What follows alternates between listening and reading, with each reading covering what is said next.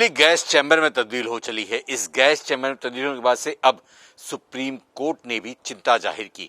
कहा कि इस वातावरण जो है जिसमें पूरा धूल और डस्ट घिरा हुआ है, आखिर इसमें बच्चे कैसे सांस लेंगे। गैस चैम्बर में दिल्ली में जो लोग रहते हैं दिल्ली के अंदर, वो सांस कैसे लेंगे। इसका कोई परमानेंट सोल्यूशन होगा या नहीं, तमाम इस पे देते हुए टिप्पणियां की हैं। लेकिन हमारे साथ इन्वायरमेंट एक्सपर्ट कविता अशोक जी हैं, इनसे बात कर लेते हैं। कविता जी, सबसे बड़ी बात की जिस हिसाब से हम बात करें तो परमानेंट सोल्यूशन मिल पाएगा या हर बार की तरह हर साल हम आप ऐसे ही बातें करते रहेंगे? देखिए, हमारी आवाज तो इतने सालों से प्रदूषण को लेकर बहुत बुलंद रही है, मगर हम हारने वाले हैं नहीं। ये सोल्यूशन निकाल के नहीं दे रही है जो दिल्ली सरकार, और हम बोलते नहीं थक रहे हैं। हम मांग करते हैं सिटीजन्स की हेल्थ के लिए। मैं चाहती हूँ कि सब ये जाने कि जब तक संगठित रूप से नागरिक मिल करके, जो बोलते हैं ना कि आपकी जो रीढ़ की हड्डी कहाँ है, मैं सुनना चाहती हूँ कि इतने दिल्ली के सिटीजन्स हैं, सब मिलकर क्यों नहीं एक आंदोलन उठाते और कहते कि हमें इस शहर से क्या आप बाहर धकेलना चाहते हैं। मैं नहीं जाना चाहती दिल्ली, जैसे मुझे प्रिय है ऐसे बहुत लोगों की दिल्ली जान है, दिल्ली हमारे दिल में बसती है। आप मजबूर कर रहे हैं हमें कि हम अपने शहरों को छोड़ के, कोई कहीं भाग रहा है, कोई अपने मतलब दूसरे रिलेटिव्स के जा रहा है, बच्चे बूढ़े शहर छोड़ रहे हैं। ऐसी बुरी स्थिति दिल्ली की कभी नहीं थी। मैं समझ नहीं पाती कि अगर पॉलिटिकल विल इतनी स्ट्रांग है तो क्यों ये काम नहीं हो पा रहा। इसकी वजह क्या है? क्योंकि बार बार आपसे हमारी बातचीत होती है, सालों से हम बातचीत भी कर रहे हैं, लेकिन जो मूल कारण है वो क्या है?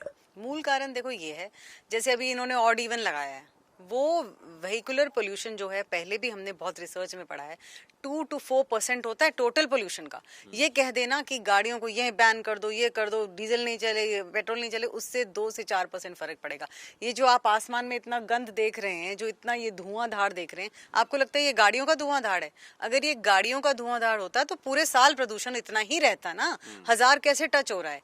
इसके 2 कारण मैं मानती हूँ अजीत जी।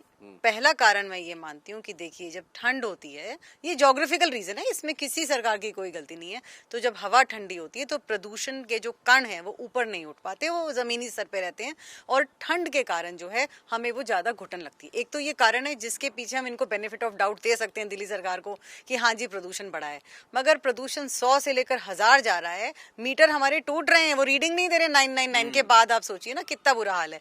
तो उसका जो मेन कारण है वो पराली, हम मानते हैं। और कौन कहता है कि पराली नहीं जल रही?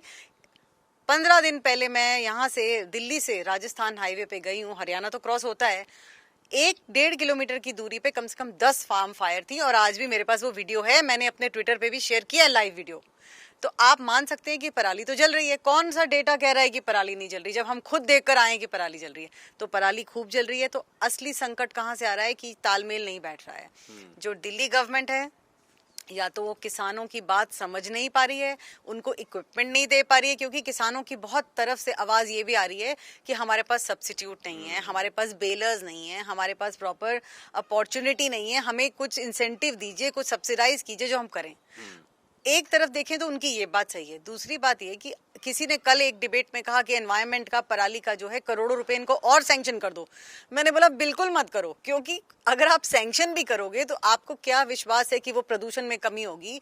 मुझे तो, अब मैं ये कहती हूँ कि हमें अपनी गवर्नमेंट पे इतना ट्रस्ट होना चाहिए ना कि वो, उनके पास फंड्स की कमी तो नहीं है। आपको पता है एनवायरनमेंट के लिए बहुत अच्छे सेंट्रल गवर्नमेंट से भी और इधर से भी फंडिंग खूब है, तो काम नहीं हो पा रहा है। ये बहुत बहुत डिसअपॉइंटमेंट की बात है। तो आखिर इसका परमानेंट सोल्यूशन कैसे निकल सकता है? अब हम अगर समाधान की बात करें, समाधान बार बार इस तरह से जो पोल्यूशन हम कहें बार बार आता है, लेयर बन जाती है, सांस लेना मुश्किल होता है, घुटन होती है। मैं खुद देखिए मास्क लगा के, अगर मास्क हटा दूं तो खांसी तक आने शुरू हो जाती है। तो इसलिए हटाया ताकि सबको पता चले कि जो आप बिना मास्क के खड़े हैं तो 2-4 दिन के बाद तबीयत खराब होने वाली है, इसमें पक्का विश्वास है। हाँ जी। तो अभी समाधान कैसे मिलेगा? देखिए, सबसे पहला समाधान तो ये है, जैसे चीन में, बीजिंग में उन लोगों ने अपना पोल्यूशन कम करा है, वो कम तभी हुआ है when the government had a very solid political will. सबसे बड़ी बात ये है। फंडिंग हमारे पास भी बहुत है, मैं मानती हूँ। तो फंडिंग की हम नहीं कह सकते कि भारत में पैसा नहीं मिल रहा है एनवायरमेंट। समाधान क्या है? समाधान पे समाधान देखिए ये होगा कि आप जो है जो एग्रीकल्चर में जो फार्मर्स को, आप उनको क्रॉप रोटेशन में जो अलग अलग तरह के अनाज लगते हैं, उसका जो सिस्टम है एक, वो अपनाएं, करेक्ट सिस्टम अपनाएं। दूसरी बात यह है, उनको आप इक्विपमेंट दें, लेटेस्ट टेक्नोलॉजी दें, उनको बेलर्स प्रोवाइड करें। अगर उनको खरीदने भी पड़ रहे हैं, कुछ सब्सिडाइज करके आप दें। आपको पैसा खर्च करना है, आप वहां खर्च करो ना जहां असली असर दिखाई दे प्रदूषण पर। जो ये होता है ना कि स्प्रिंकलर कर रहे हैं, पानी कर रहे हैं, आप बताओ 100,000 के प्रदूषण में अगर कोई घर के बाहर 2 छींटे मार देगा, उससे प्रदूषण कैसे कम होगा? तो वो वेस्ट ऑफ मनी है वो। तो एक तो सोल्यूशन ये हो गया कि किसानों के साथ तालमेल। दूसरा, मैं सोचती हूँ नागरिक जागरूक हो। जैसे कूड़ा हम लोग जला लेते हैं, अभी कंस्ट्रक्शन चल रहा है, मतलब लोग भी जो है ना आगे से मानते नहीं, लोग मानते नहीं। भागीदार बने, लोग आगे बढ़ करके सहयोग करें सरकार का, तब होगा समस्या का समाधान।